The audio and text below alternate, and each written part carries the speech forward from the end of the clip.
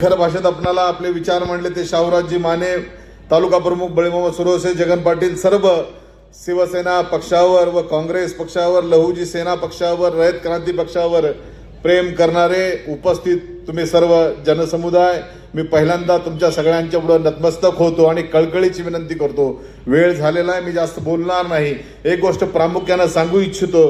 ज्या पद्धतीनं मागच्या या 2.5 वर्षाच्या कालखंडात नामदार, माजी मंत्री, मुख्यमंत्री एकनाथजी शिंदे साहेब यांच्या आशीर्वादानं, रवी सरांच्या मार्गदर्शनाखाली प्रतापजी सरनाईक साहेब यांच्या सहकार्यानं काम करत असताना या शहराच्या सर्वांगीण विकासासाठी जेवढा म्हणून निधी आपल्याला अतिरिक्त घेता येतो तेवढा जिल्ह्यातील सर्वाधिक जास्त निधी आपण या शहराच्या विकासासाठी उपलब्ध करून घेतला. त्याची बरीचशी कामं चालू आहेत, मी त्याचा उल्लेख सुद्धा करणार नाही. पण एक गोष्ट प्रामुख्यानं मुस्लिम बांधवासाठी सांगू इच्छितो. कोणीतरी सांगतंय 2 मराठ्यांची लढाई आहे, मी विजयी झालोय, असा ज्याचा डोक्यात भ्रम आहे तो भ्रम खाली करण्याचं काम येणाऱ्या या 2 तारखेला धनुष्यबाण, हात आणि शिलाई मशीन या चिन्हापुढील बटन दाबून आपण हे दाखवून द्यायचं आहे. हे कुठल्या जाती धर्माची नाही, पंथाची नाही, ही या शहराच्या विकासाची लढाई आहे आणि तो विकास समोर घेऊन आम्ही लढतोय. कुठेतरी जातीच्या नावावर कुणाला तरी भेदभाव करून मतं मागण्याचा प्रकार त्यांनी करू नये. होय, आम्ही शिवसेनेच्या असताना सुद्धा या ठिकाणी ईदगाह मैदान आहे, जिल्ह्यात कुठे एवढा निधी प्राप्त झाला नाही. 1 कोटी रुपये तुमच्या ईदगाह मैदानासाठी ज्ञानराज चौगुले उपलब्ध करून दिले. त्या बांधवांना सांगू इच्छितो, तुमच्या स्मशानभूमीचा प्रश्न ज्या पद्धतीने हिंदू स्मशानभूमीचा प्रश्न मिटलेला आहे, बाजूला दुसरी महादेव गल्लीच्या रोडला होते, अतिरिक्त वाढलेल्या शहराच्या बाजूला सुद्धा त्या स्मशानभूमी होतील. मुस्लिम समाज बांधवांसाठी सुद्धा त्यांच्यासाठी लागणाऱ्या कब्रस्तानची जागा या नगरपालिकेच्या माध्यमातून भविष्य काळात उपलब्ध केली जाईल आणि तुमची तेही व्यवस्था केली जाईल. हे याच सर्व मुस्लिम बांधवांना मी सांगू इच्छितो. कोणीही कुठल्याही भूलथापाला बळी पडू नका. लोक वेगवेगळ्या भूलथापा देऊन तुम्हाला फसवण्याचा प्रयत्न करत आहेत.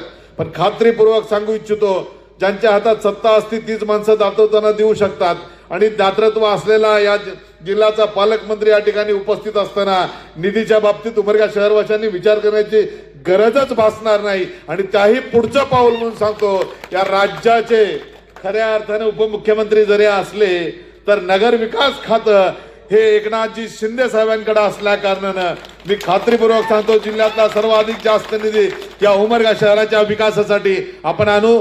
त्याही पेक्षा पुढचा रोडमॅप जर काय असेल, मागच्या कालखंडात काय काम करत असताना काम करणाऱ्याच्या काही चुका झाल्या असतील नाही असं मी म्हणणार नाही, पण भविष्य काळात त्या चुका होणार नाहीत. त्यासाठी मी कालच पत्रकारांना सांगितलं, दर 6 महिन्यांना पत्रकारांच्या माध्यमातून या शहरातल्या ज्या काही अडचणी असतील त्या त्यांच्यामधून घेतल्या जातील, त्या सोडवल्या जातील. एवढंच नाही तर तुम्ही ज्या प्रभागात राहता त्या प्रभागातील नगरसेवक दर 3 महिन्याला तुमच्याकडे येईल. प्रभागातला दुसरा दोन्ही काँग्रेस आणि शिवसेना या पक्षाचे, रयत पक्षाचे अशी 5 लोकांची तुमच्या शहरातल्या त्या वार्डातल्या लोकांची कमिटी केली जाईल. त्यांच्या मार्गदर्शनाखाली या शहराचा विकासाचा आराखडा तयार केला जाईल.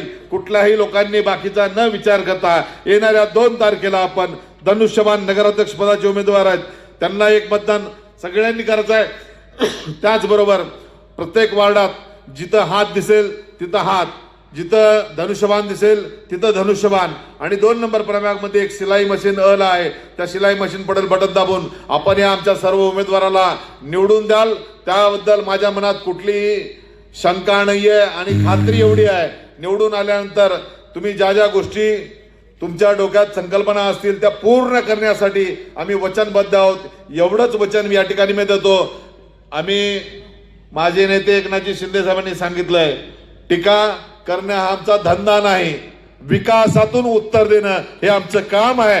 त्याच अनुषंगाने विकासातूनच उत्तर देऊ एवढंच या प्रसंगी बोलतो. बोलणाऱ्याला वायफळ बोलले असतील ते इथंच विरून जाईल हेही खात्रीपूर्वक सांगतो. विकासाचा ध्यास घेणारे युवा नेते किरणजी गायकवाड, ज्या पद्धतीने मी रवी सरांच्या सानिध्यात राहून या तालुक्याचा, या शहराचा 2दा नगरसेवक, या तालुक्याचा 2-3दा आमदार झालो, त्या धर्तीवर युवा नेते त्यांचं मार्गदर्शन माझ्यापेक्षा सरांनी त्यांना दिलेलं आहे. राजकारणाचं बाळकडू त्यांनी चांगल्या पद्धतीने पिलेलं आहे. तेव्हा भविष्य काळात या शहराच्या विकासासाठी सगळ्या ज्या नवीन योजना असतील, लंडनला शिकून आलेला युवक आहे हेही लक्षात घ्यावं. कुठंतरी उमरगा शिकला, मुरमात शिकला, इथं आला आणि आम्हाला शिकवला असं होऊ नये. आता बोलताना युवकांनी सांगितलं की हातगाड्यावर राखेल किनारा 2 नंबरचे उमेदवार आहेत सांगताय. अरे ज्याच्या डोक्यावर ज्याच्या अंगावर सगळा 2 नंबरचा झोला पांघरून धंदा चालतो त्याने दुसऱ्याला 2 नंबर म्हणण्याच्या भाषेत कोणते एवढे कळकळची विनंती करतो. बोलण्यासारखं बरंचसं वाईट आहे, वाईट बोलणार नाही, चांगल्यानं विकासानं उत्तर देऊ एवढं सांगतो आणि थांबतो. वेळ बऱ्याचसा झाला.